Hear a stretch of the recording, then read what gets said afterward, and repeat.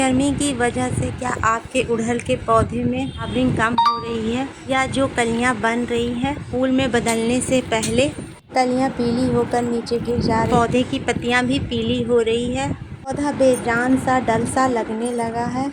आज की वीडियो में गुड़हल के पौधे में फ्लावरिंग किस तरह से ली जा सकती है, साथ ही साथ पौधे को हरा भरा किस तरीके से रखा जा सकता है, ये पौधे की किस तरीके से देखभाल करनी है और इसमें कौन सी फर्टिलाइज़र देनी है कि पौधे पे कलियां बननी स्टार्ट हो जाए, वो सभी कलियां फूल में बदल जाए।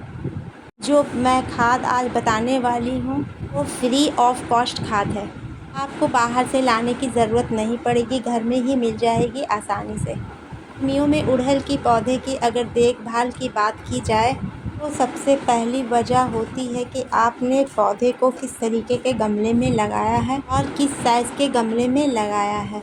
तो आप जब भी गुड़हल के पौधे को लगाएं, खासकर देसी वाला पौधा 12 इंच का गमला या फिर ग्रो बैग या उससे बड़े गमले में पौधे को लगाते हैं, वो काफ़ी अच्छी तरीके से ग्रोथ करेगा, साथ ही साथ फ्लावरिंग अच्छी क्वांटिटी में आएगी। कि देसी गुड़हल का पौधा एक ज़मीन में लगने वाला पौधा है, इसलिए इसे ज़्यादा जगह की ज़रूरत पड़ती है। इसके अलावा आप जब भी पौधे को लगाएं, मिट्टी के गमले में ही लगाएं। प्लास्टिक के गमले में भूल कर भी गुड़हल के पौधे को या फिर किसी भी पौधे को ना लगाएं, क्योंकि जैसे ही गर्मी आती है प्लास्टिक के गमले में हीट मेंटेन करने की कैपेसिटी नहीं रहती है, इसकी वजह से पौधे की जड़ें ख़राब हो जाती है। यही जो मिट्टी के गमले होते हैं उसमें हीट मेंटेन करने की कैपेसिटी होती है। आपने देखा होगा मिट्टी के गमले में जो भी पौधा लगा होता है वो ख़राब नहीं होता है। पहली चीज़ है, अगर आप टेरेस गार्डनिंग कर रहे हैं तो गर्मियों के मौसम में आप अपने गुड़हल के पौधे को इसके आप स्टैंड पे ज़रूर रखें, इससे सरफेस की हीट उस तक ना पहुँचे, क्योंकि इसकी जड़ें काफ़ी नीचे तक होती है और सरफेस की हीट जब लगती है पौधे की जड़ें जो हैं जल जाती है। इसकी वजह से अक्सर गमले में या ग्रो बैग में लगे पौधे ख़राब हो जाती है।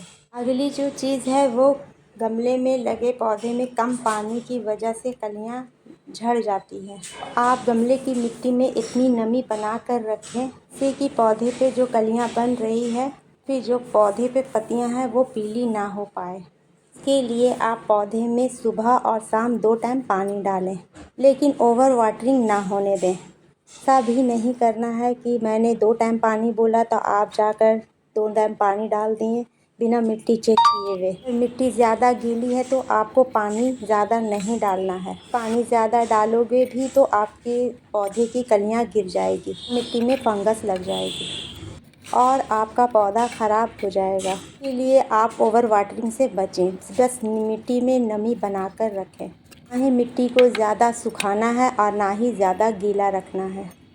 किसी भी खाद को डालने से पहले मिट्टी में अच्छी से हल्की हल्की कुड़ाई कर दें। आज जो मैं फर्टिलाइज़र बताने वाली हूँ वो बिल्कुल फ्री के फर्टिलाइज़र हैं। आपके पौधे गर्मी से मुरझा रहे हैं, अगर आपके पौधे गर्मी से मुरझा रहे हैं, उसमें फूल नहीं खिल पा रहे हैं, पत्तियाँ भी आपके पौधे की झुलस रही है, तो उसके लिए सबसे अच्छी और बेस्ट फर्टिलाइज़र है। आप जो सब्ज़ी घर में बनाते हैं उसके छिलके को आप फेंक देते हैं वेस्ट समझकर, फेंके नहीं, सिलेक्ट कर कर रख लें और उसे 1 लीटर पानी में उस सब्ज़ी के छिलके को डालकर ओवरनाइट के लिए रख दें। जितना आपने वो सब्ज़ी के छिलके का पानी लिया है उससे दुगना आप नॉर्मल पानी मिला लें। इसे आप सभी तरह के पौधे में डाल सकते हो। आपके पौधे को गर्मी से राहत देगी, साथ ही साथ ग्रोथ और फ्लावरिंग को बढ़ाएगी।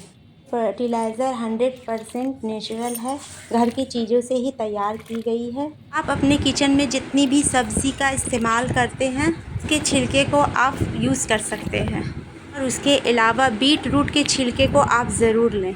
चुकंदर के छिलके में मैग्नीशियम, आयरन, विटामिन सी जैसे पोषक तत्व होते हैं, पौधे को हेल्दी रखने में हेल्प करता है और ये कीटनाशक का भी काम करता है।